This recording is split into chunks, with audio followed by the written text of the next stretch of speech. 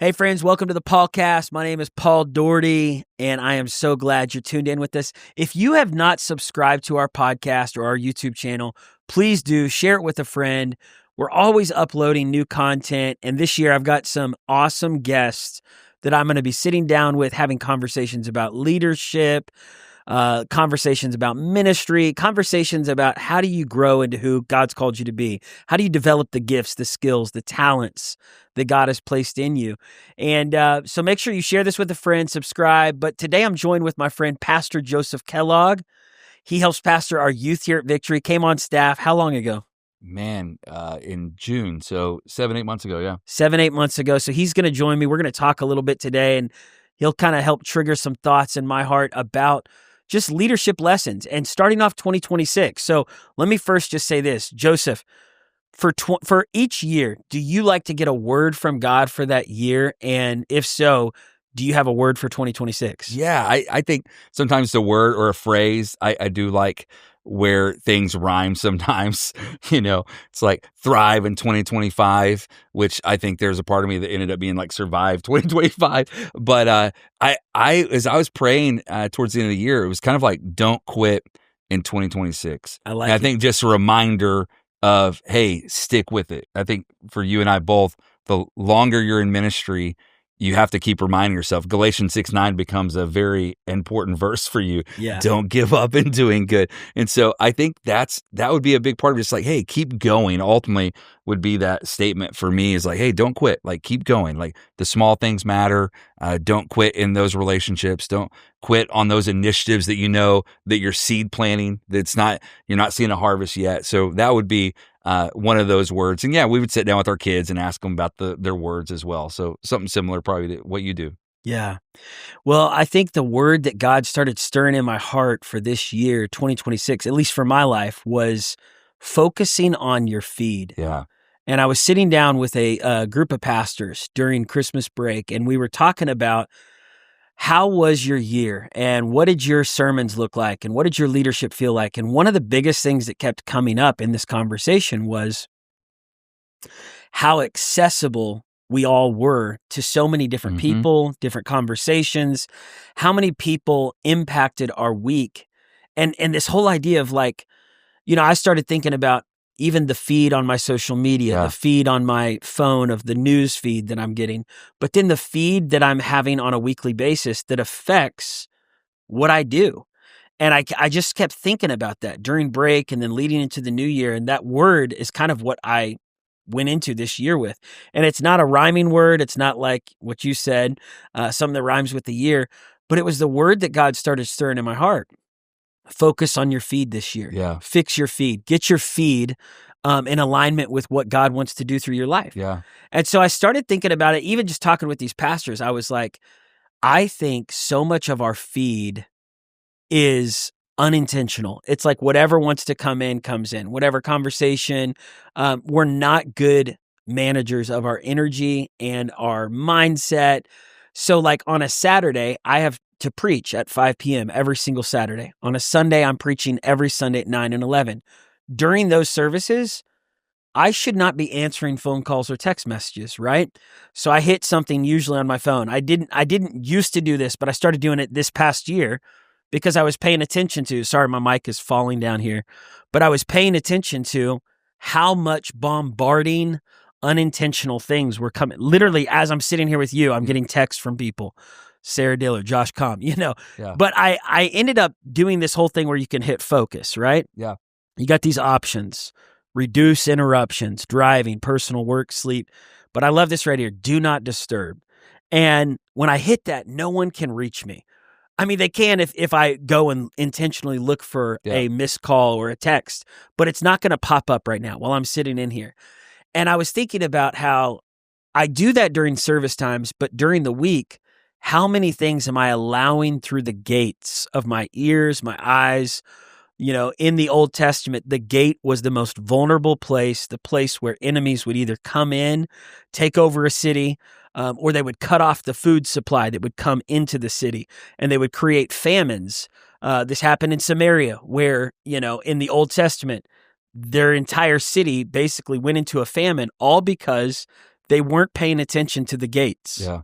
The gates got shut down. The gates got taken over. The gates got blocked. And so no food came in and no person could get out. And I think about how our gates are so important for you and I. Our gates are, our eyes, our ears, and really like this oven of our soul. Mm-hmm. What's cooking in here? And what's cooking in here usually is stuff that's come through here or stuff that we're hearing out here, things that we're thinking about, things we're listening to. And I really started thinking about during this break and leading into 2026, like, man, I've got to get better at managing my feed on a daily basis, not just on Saturday right before I preach, not just Sunday morning while I'm preaching, but really even like if I have a lot going on in my life on a Thursday and a Friday, it affects what I do on Saturday. If I am answering emails that are filled with negativity and criticism and people complaining and upset, I will carry that mindset with me 24 hours later, and I'll find myself preaching at the person that emailed me 2 days ago instead of preaching to the 1,000 people who didn't email me 2 days ago. And they're like, why is he mad at us? And it's because I wasn't protecting my feed. I was thinking about even like a video I watched this last year. I watched a video on my phone on Instagram, and it was maybe 5 minutes long. And it was like a person who was just criticizing the church, not Victory, but just at large. And they were having an interview-like conversation with somebody, and it wasn't like a Joe Rogan, but it was something like that where it was like they posted a shorter version of a long-form conversation of criticism of large churches. And when I watched it, I wasn't paying attention to how it affected my soul to the point where 3 days later, I'm preaching, and my sermon, throughout my message, I've got this internal dialogue about that podcast that I listened to or that 5-minute clip. And I was like, man, I am being impacted 3 days later by something I opened the door to. No one else forced me to watch this, listen to this. I did it. And it's affecting my theology. It's affecting my ideology. And it's affecting my performance, my leadership of the church. Performance is a bad word, but my calling to get up and preach, And I was talking to this group of pastors, and they were relating to it. They're like, man, same way. Like if I have a bad meeting on a Thursday, it affects how I preach and how I minister on a Sunday. And so we started talking about at what point during the week do you shut the door on distractions? At what point before you minister or before you lead a meeting or before you do a conference or something that you're going to be in charge of the energy of that situation, that environment? At what point do you start mentally, emotionally preparing and hit the do not disturb button on your own heart with conversations, emails, the feed, right, of our life? And one of the guys, he said, I learned to do all my negative meetings, everything that's going to have a negative tone to it, I learned to do it on Monday. And he said, so that way by Tuesday, if there's any leftover, if there's any other emails that are people angry at me, someone's leaving the church, or we got to release a staff member, or something's not good, he said, I don't want to have anything that's carrying negativity in my spirit after Tuesday. So he said, I try to deal with as much of it as I can on Monday. If there's any leftover, it's on Tuesday. But once I leave the office on Tuesday, I want my heart and spirit to be headed towards Wednesday, Thursday, Friday, Saturday, Sunday with this, protected feed. And I remember watching this movie with my kids growing up, not growing up, they are grown up. We have 5 kids. For those of you that are watching this, listen to this for the first time. I've got an 11-year-old, he just turned 12, a 10-year-old, a 7-year-old, 6-year-old, and a 4-year-old. But probably 4 or 5 years ago, the little ones, we were watching Dora the Explorer. And there's this moment on the movie we were watching of Dora the Explorer where there's this fox or this mouse or someone, and he's like walking back and forth in front of this gate, and he's saying, we're guarding the gates. I'm guarding the gates. And it got stuck in our heads. We all would sing it together, me and the kids. We're guarding the gates. And I wrote it down on my notes, and I was like, that's how vigilant I want to be. I need to be over my eyes, my ears, my heart. And I want to talk about this, Joseph, for a second. 2026. I think the future of our lives determines You heard the phrase, we've all heard this phrase, show me your friends and I'll show you your future. But I also think the truth is, show me your feed. I agree. And I'll show you your future. If your feed is filled with sexual perversion, eventually that's going to flow into your relationships. It's going to come out of if your feed is filled with negativity, eventually that's going to flow through your language. You'll find yourself complaining, being negative, pessimistic, cynical. If your feed is filled with all kinds of conspiracy theories, you're going to have a hard time trusting anybody with the first source of news. No, there's more, And if your feed is filled with all kinds of clutter, you're going to be discombobulated. You're going to be confused. Like, I watch people who already look like they don't know how to focus. They're distracted. Their mind is all over the place. And I'm like, let me see your phone. And they got 100 apps open and they're following a million voices and they're posting, like, their mind is always thinking about a million other things besides right here, right now. So I think it's really important to guard our feed. And then scripturally, taking this, what does the word of God say about this? Proverbs chapter 4, verse 23 says, guard your heart with all diligence, right? For out of it springs the issues of life. And your heart is what you're feeding on. Are you feeding your heart faith or fear? Are you feeding your heart immorality, sexual perversion, pornography, all kinds of stuff? Or are you feeding it something that's pure, that's genuine, that's clean? Paul the Apostle says in Philippians 4, fix your thoughts on things that are pure. And I think this year, if we're going to win, we've got to fix our feed. If you fix your feed, you can fix your future. So that was kind of my word going into this year with our church. I would love, it's, to me, I think you even used the verse when you were talking about this of out of the overflow of the heart, the mouth speaks. But almost contextualize that now, it'd be almost out of the overflow of the heart, the fingers post. So tell me, Pastor, like the tool, because this is a tool, but it's now become a distraction. Where did you see this maybe in your life or in others' lives that, like, at first it's like, oh, I got an Instagram and I'm posting photos and I'm commenting and connecting. But I do agree. Now they added stories and the algorithm, and like I 100% agree that it's become an issue. Where did you see maybe in your life personally, like you said, oh, I have to put do not disturb, because it's not just the text messages, it's also the notifications. Like I have no notifications. If you were to comment on my post, I have no idea that you commented on notifications because but people feel that, is that, so tell me, I don't know if there was a timeline or that you just started seeing in your life, kind of like you said about the pastor at the meeting on Monday, hey, I'm going to have the hard meetings. What's that been like for you as you were talking to those pastors? We're like, wait, this is impacting me, because this wasn't a problem that pastors or even followers of Jesus were dealing with 20 years ago. 15 years ago. Well, you'd have to go to the screen, to a computer, but now it's with us, which I'm thankful for this tool. We got the Bible here. We got all this. You can take photos. Thankful for the iPhone or the smartphone. But sometimes the dumb phone. Yeah, the dumb phone. Like, I don't know. I do think that it's become an issue, but like, where do you feel like at what point you're like, wait, this is really impacting me personally? And you start decluttering, and maybe that's what you're about to talk about, is like that, who do I need to start unfollowing? Like, what's that look like? Because I hear you. I'm going, yeah, I'm evaluating my life. But what point that you're like, okay, seriously, like this is serious. Because distracting driving is getting a lot of people killed and hurt in driving, but almost we're like distracted leading. We are driving our lives. Yeah. No, and I think that's the scary part, is like our lives are driving literally into people, and we're seeing accidents out on the road. In the future, we're even that statement. Yeah. And as the feed goes, so goes your future. If your feed, and this is where I am still a work in progress. I will lift up my phone and I will find myself like wanting to know what's going on in the world. Okay, so last week everything was stirred up about Venezuela, right?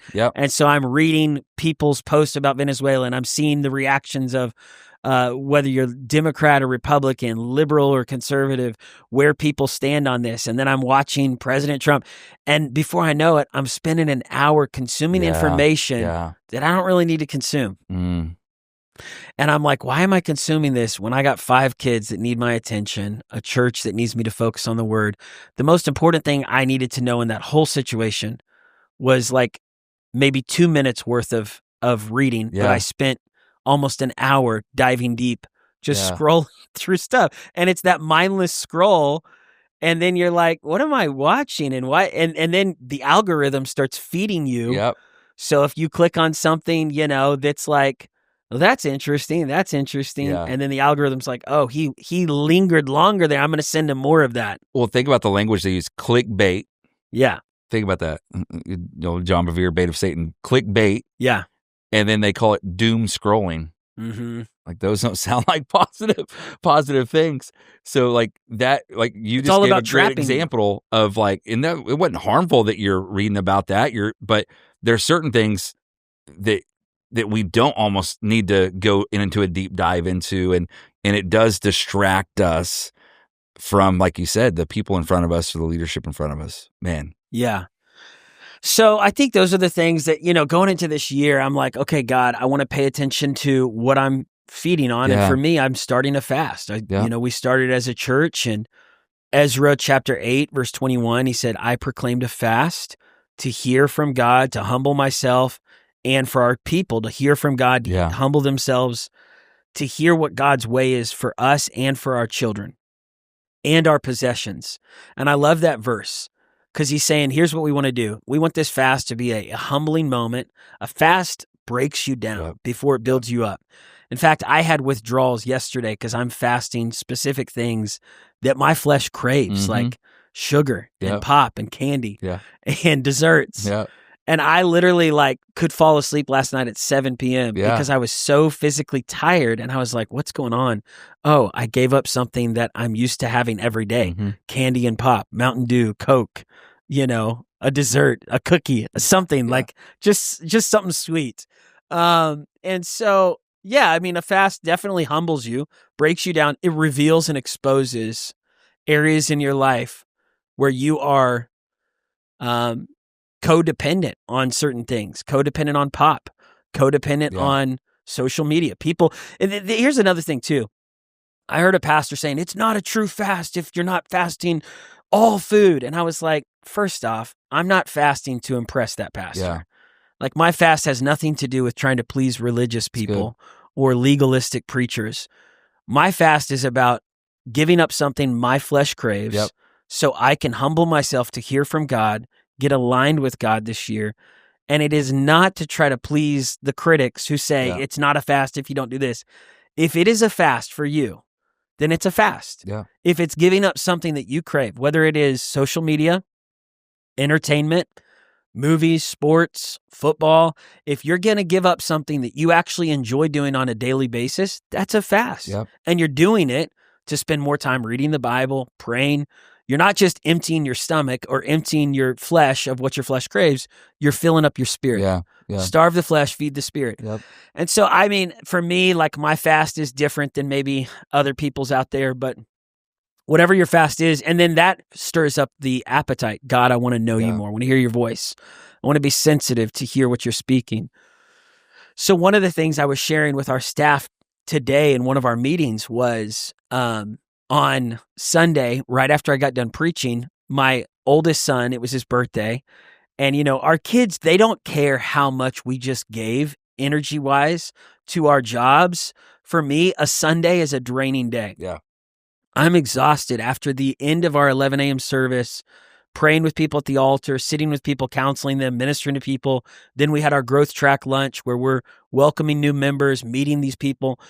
By the end of that, I'm ready to sleep, and then I'm ready to have a good meal, and then just try to just be refreshed a little bit before we go into the rest of the week on Monday. Well, Liam, he's like, hey, Dad, you're going to hang out with me all day today for my birthday now that church is over, and now that you're done with the growth track, new member lunch. I was like, yes, Liam, I'll hang out with you all day, And I was so tired, but he was like, let's go to the mall. And I was like, oh, that's the last place I want to go. Yeah. But I go there, and we're in the mall. We go through a store called Scheels, and Scheels is packed, right? It's this massive, I think 3 stories or 2 stories? 2 stories, yeah. 2-story. And if you're watching this, listen to this, and you don't know what a Scheels is like a sporting store, most of the times connected to a mall. Yeah. And they have every kind of sporting thing you can imagine, shoes, jerseys, all that. So it's packed, right? Ferris wheel in there. Ferris wheel. People were like, Pastor Paul. And I was like, hey. I was like, I'm with my son. I'm exhausted. It's his birthday. Right. And I was trying to avoid people, but, inevitably. Get chills. But so we leave the mall, and he's like, hey, Dad, can we go to Dick's Sporting Goods? I was like, we just were at Shields. We were just at a sports store. And he goes, yeah, but Dick's Sporting Goods has this brand new House of Sport, thing. And I was like, all right, it's 2 miles down the street. So we drive down there. It's huge. Like, it's, in my opinion, I think it might be 2 or 3 times bigger than Shields. Or maybe it's just a little bit. It just seemed bigger. Yeah. The ceiling was massive. I mean, they got a ton of square footage, and they've built out all these cool things. And I walk in, and there's no music playing, and there's no one that greets us. I see employees all in a huddle over to the side, managers behind computers sitting over there against the wall. And I counted 8 people in the store.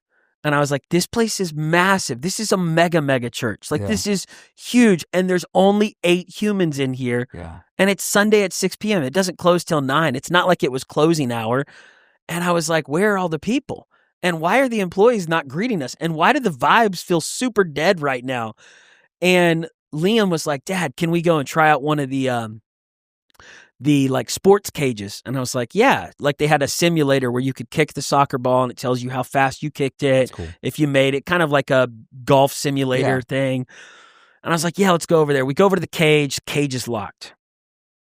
And then it had all these signs, like, in order to unlock the cage, you got to pay $1 a minute, and you got to start at $15, 15 minutes, then you could pay $30. And I was like, this is a scam, Yeah. Like, we're not buying anything. We're just hanging out in the store, kicking a ball. And he was like, maybe they'll give it to me for free for my birthday. So I go over to the huddle of employees to the side, and I said, hey, guys, it's my son's 12th birthday. Can we kick the soccer ball? And they were like, no, policies are policies. We don't do anything like that. We don't give out birthday gifts. You got to pay for it. And I said, okay. I was like, I hear you. And I said, can one of you help me with it? And they go, no, we're busy right now. And I'm like, doing what? There's there's 8 customers here, and there's probably 15 employees. Yeah. And again, I'm not trying to throw Dick's under the bus right now, in case the president of Dick's is watching this. Yeah. But in my mind, I'm like, this is a customer service 0 out of 10 moment where they are missing how to please a customer. So I go, well, who can help me? They go, well, you could talk to a manager and maybe he'll give you the birthday deal. I was like, where's the manager? They're like, oh, he's over there somewhere. I'm like, can you not walk me? Oh, yeah, walk in. So I walk over, I find the manager, and I was like, hey, it's my son's 12th birthday. Can we go kick the soccer ball in this, soccer simulator? And he goes, no, you got to pay for it. I said, all right. I said, do you do any birthday discounts, like 50% off, 25% off, 5 extra free minutes? He goes, no, policies are policies. And immediately I thought about this book I read when I was in college, and it was a leadership book. And the whole point of the book was people over policies. Yeah. People are more important than policies. At the end of the day, to grow a business, if policies are more important to you than people, you're not going to get more customers. Yeah. Eventually, you'll start losing people because policies are so important to you over people. And so I'm already thinking leadership minded. I'm like, I wonder if our church does this to people. I wonder if our staff is in huddles and they're not paying attention to the people coming in. I wonder if our building feels dry and dead without the music playing. Yeah. So I'm already like thinking leadership lessons, and I just say, hey, that's fine. I know you're not going to do a birthday discount. Let me just pay for it. Here's my credit card. Liam, it's your birthday. I'll pay $15. Let's kick the soccer ball, And the guy goes, okay, well, before I run your credit card, I need some information. And I was like, all right. And the dude proceeds for the next 5 minutes to ask me like 10 different questions. And I'm like, what does this have to do with playing 15 minutes of kicking a soccer ball? It's like, I need your full name, your middle name. I need your phone number. I need your email, social security, your address. Yeah. And I'm like, dude, we just want to kick the soccer ball. We don't have much time. And finally he goes, okay, all right. Just give me four or five of these questions answered. And I was like, all right. So finally answer him. We go over to the cage. He unlocks it. My son starts kicking the ball. Before we know it, we're running out of time. And I said, can you give us a couple more minutes? He goes, I'll give you 3 more minutes. I was like, nice, super generous, you know? But I look at him, I go, why did you guys start charging for these cages? Have you always done this? He said, well, at first we didn't charge and we had lines of people here and it was packed and it was chaos and there was a lot going on and everybody wanted to get in. He goes, but since we started charging people, we don't have any lines at all. And I was like, exactly. I was like, do you guys want to make money? Yeah. Because to make money, you're going to have to get people in the building. To get people in the building, you might have to do some things for free. Yeah. And honestly, I was like, what a great leadership lesson. Because in my mind, I was like, they're missing it. Yeah. The reason they don't have lines was because they didn't like the chaos. But then he proceeds to tell me, he goes, yeah, we're getting our butts kicked by Shields right now. They're making way more profits than we are. And he's like, we're going to keep building more big House of Sports, though, and we're going to take them down. And I was like, you don't build another big building to take down your competitor. You make your current building better. That's right. You make your current process. You stop putting policies over people and you start making your organization people focused. Yeah. How do we make people feel so in love with one visit that they want to come back a second time? And I'm saying this to people who are watching this, listening to this. If you're a pastor, a leader, a business owner, man, take this story as a principle. Where in the organization are you letting policies push people away? Where in the organization have you said, we don't want the chaos of lines and more people, so we're going to make this more intense and more policies and cost more?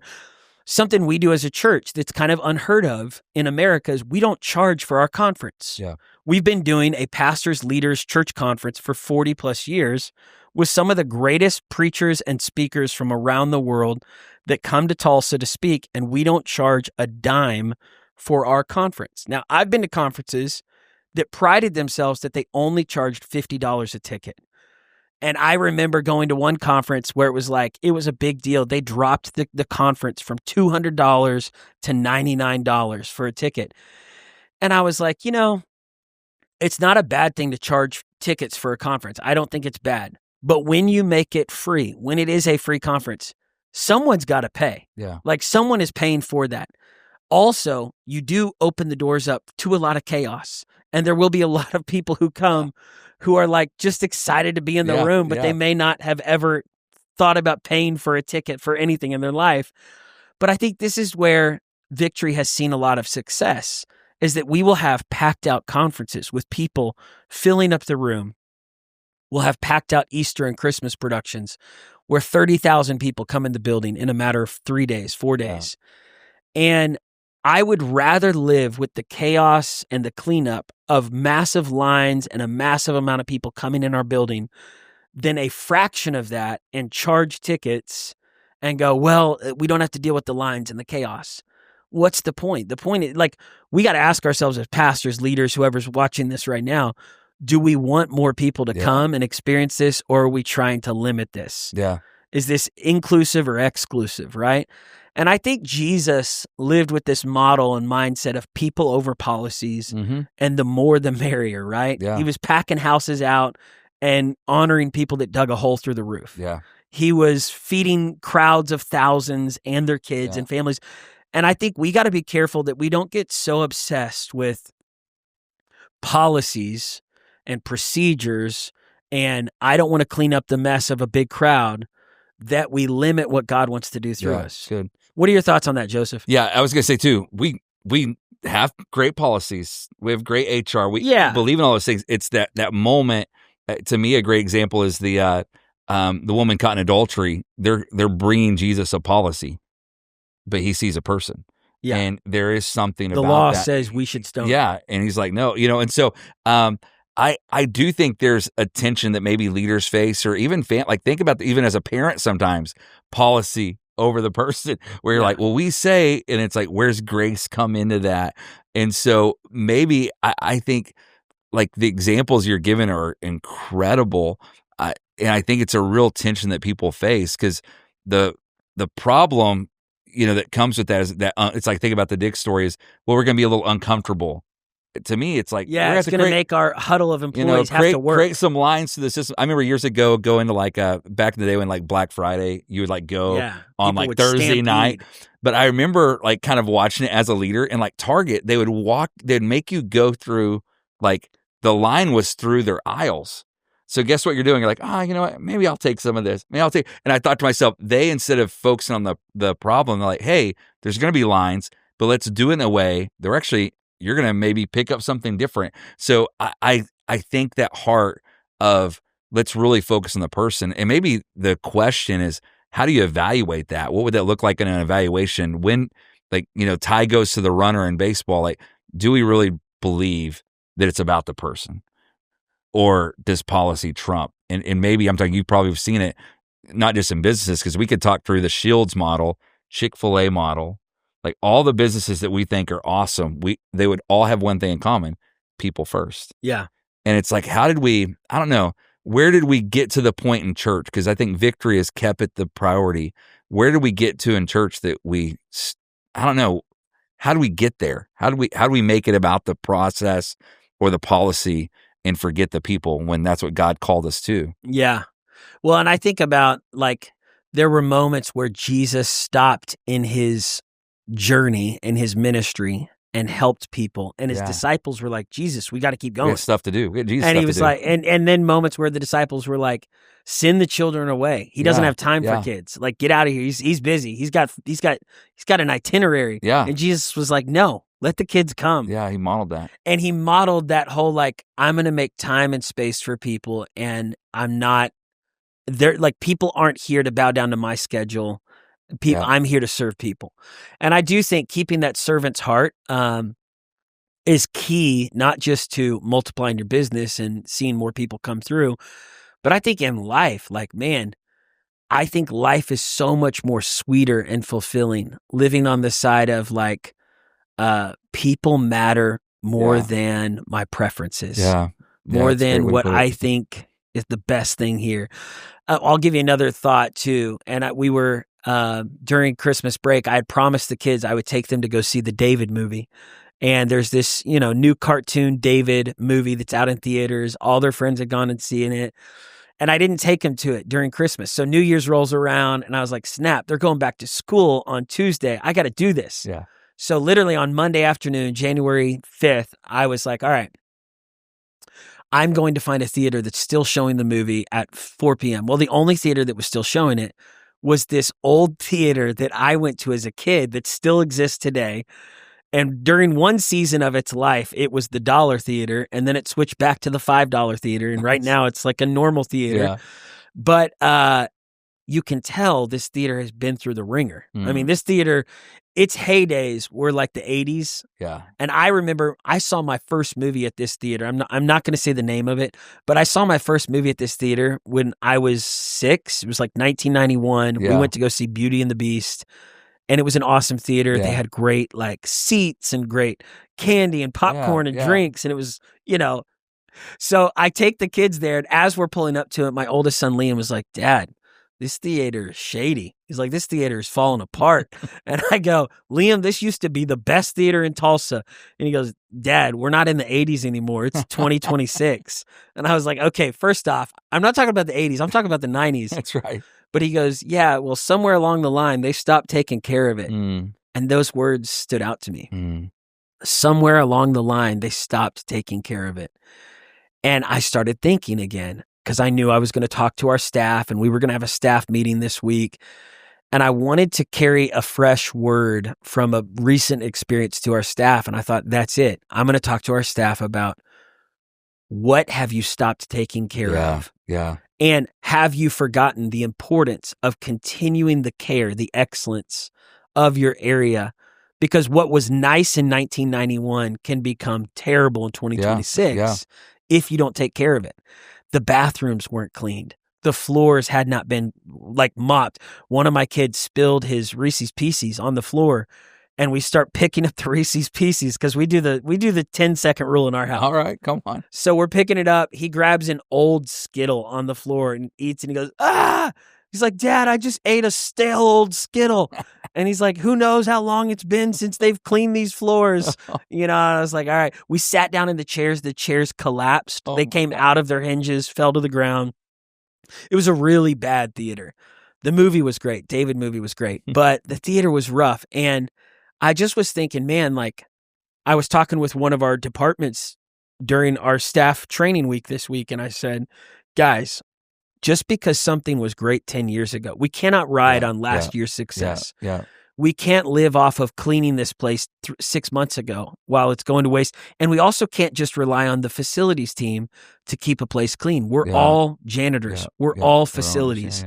From me to you to every person, if you see a mess, don't wait for a janitor to clean it up. Just be a part of the cleaning team. Yeah. And I was talking about, I think one of the things that is so important, whether it's Shields or Dick's Sporting Goods or this movie theater, is that everything rises and falls on leadership. That's right. Everything rises and falls on management. For those that are listening to this podcast, everything for your year does not rise and fall on somebody else for you to have the best year yet. It rises and falls on you. And if you're going to have your best year yet, spiritually, financially, physically, you got to take ownership.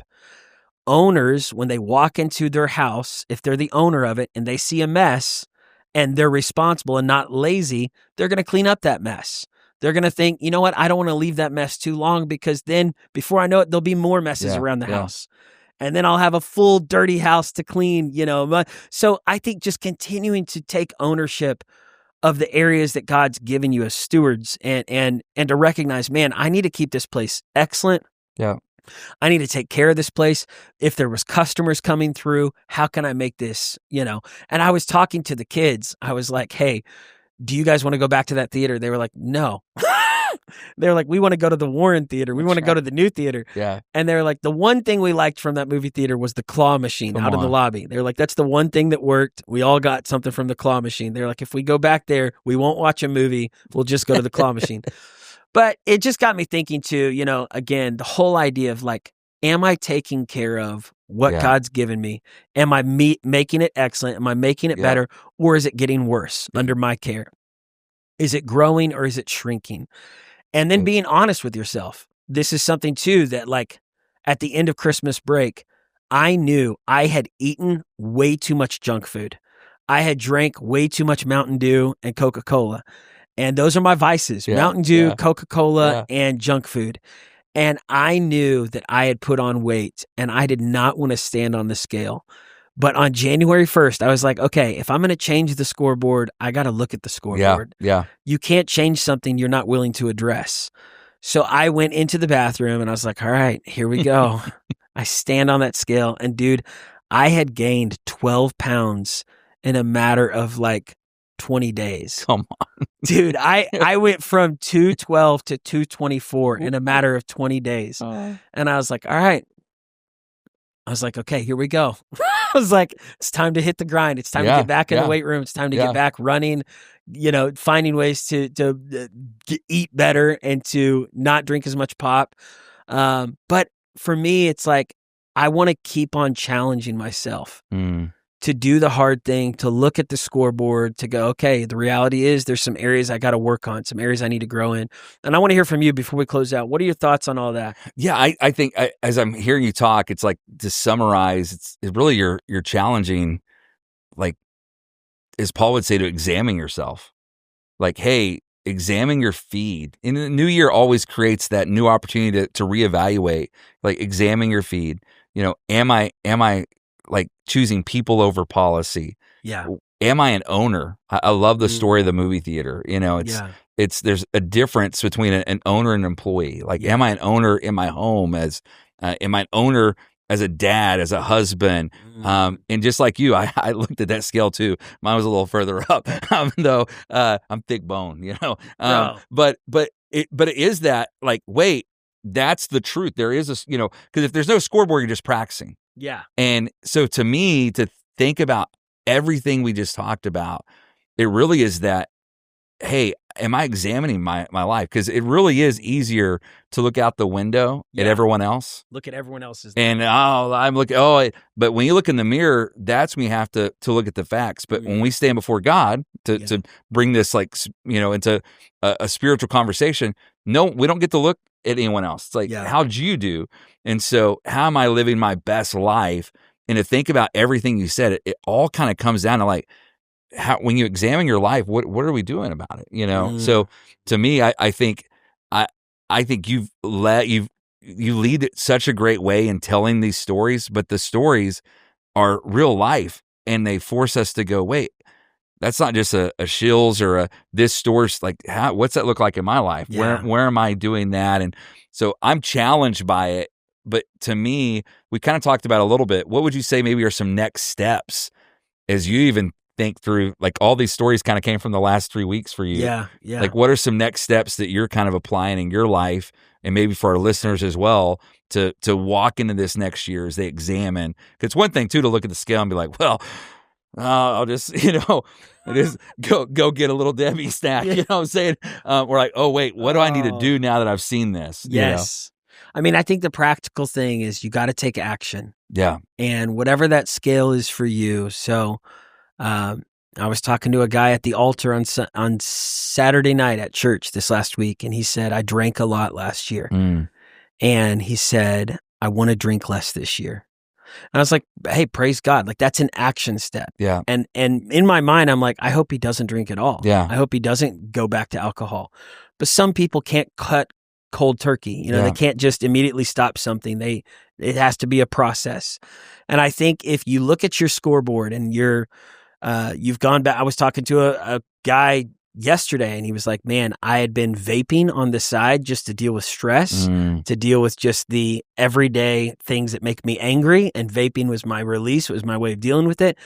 But he said, I decided I'm not going to vape anymore. Yeah. And he is cutting cold turkey. And I was like, come on, that's an action step. Yeah. For me, when I stood on that scale, I was like, okay, I'm not going to cut cold turkey drinking Mountain Dew and pop, but I am going to cut it out for a season. Yeah.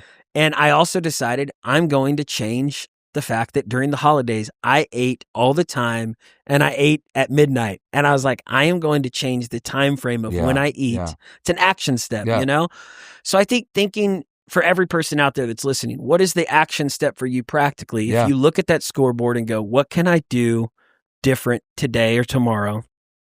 And then try to practice that for a daily basis, maybe for 21 days. It takes 21 days to form a habit, maybe for 1 month.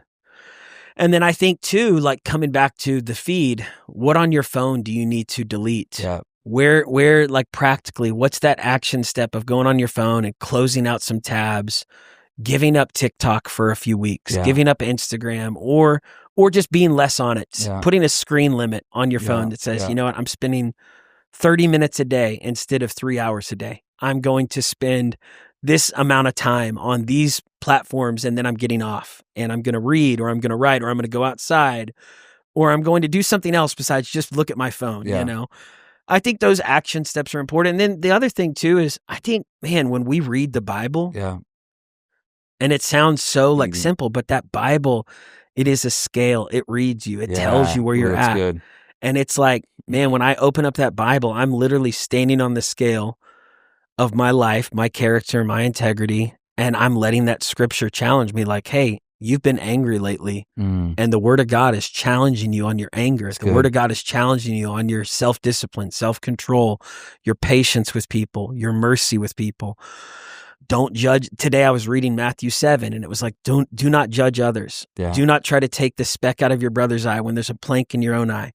And I was thinking about, like you said it, it's so easy for us to look out the window and look at Jake's life or your life or someone else's life and think about what they need to work on. It is hard for us to just sit in our own sin and our own feelings of maybe failure or mistakes and go, okay, I need to work on me. Yeah. I need to grow this year.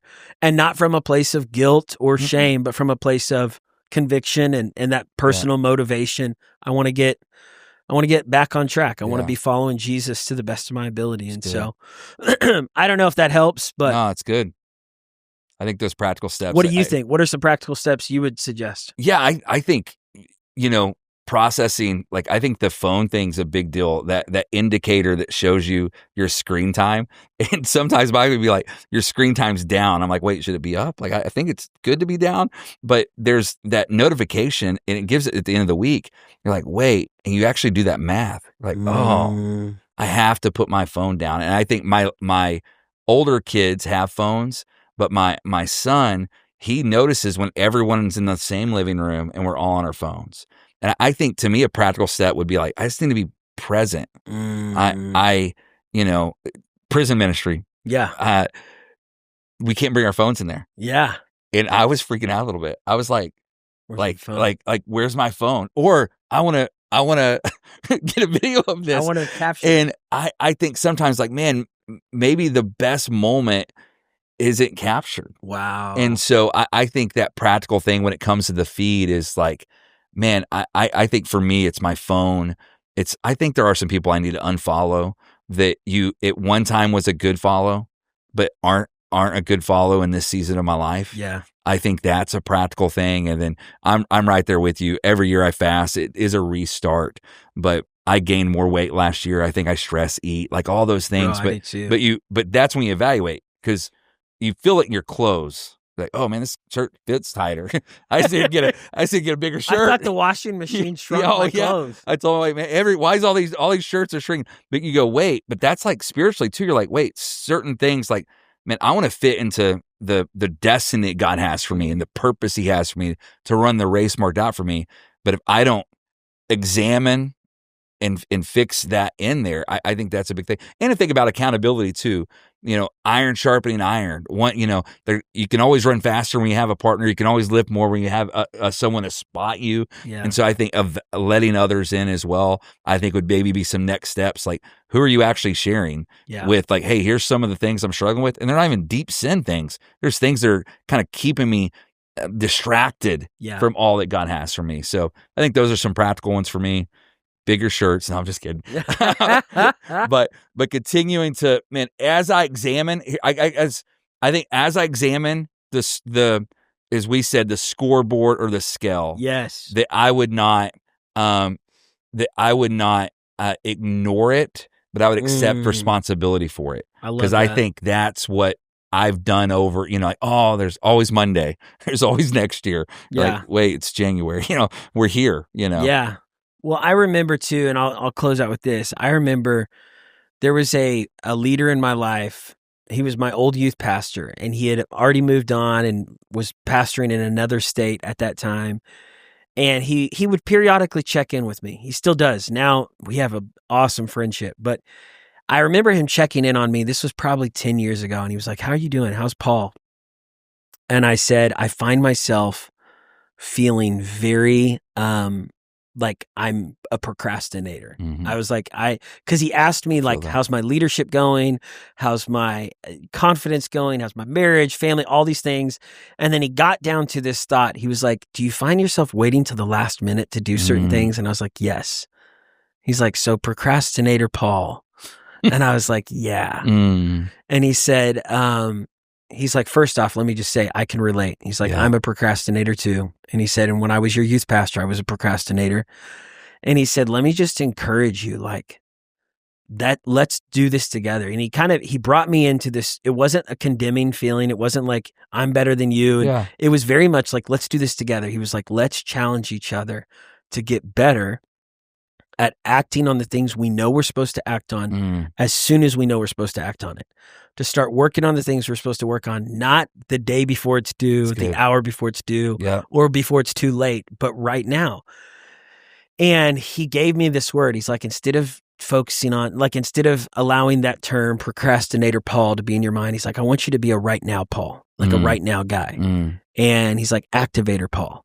Come on. And that got stuck in my head. And to the point where I became such an activator to where our team was like, Paul, you've now moved in this position where it's like fire, aim, ready because you're such an activator. You're not waiting, like you're just ready to move on it. So then I had to come back to the balance of like, all right, how do I make sure that I'm acting right now, but I'm also thinking about it and making the good. But I say this to say some people wait forever to change. Some people wait forever to work on their life, to work on their phone, to work on their feed, or they're like, I'll get around to it. You listen to this, you listen to 10 more podcasts, and you still haven't acted on the thing God's already told you to act on. And my encouragement would be, man, just become an activator this year.